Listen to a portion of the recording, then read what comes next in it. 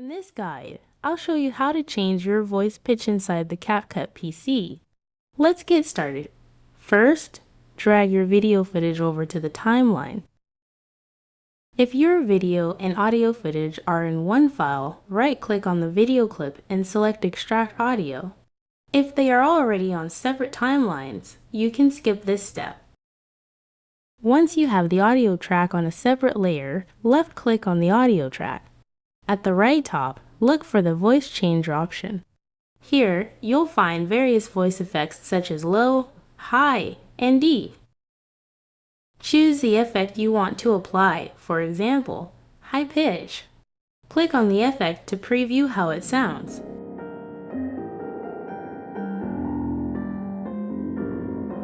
You can also adjust the effects settings on the right to fine-tune the pitch modification.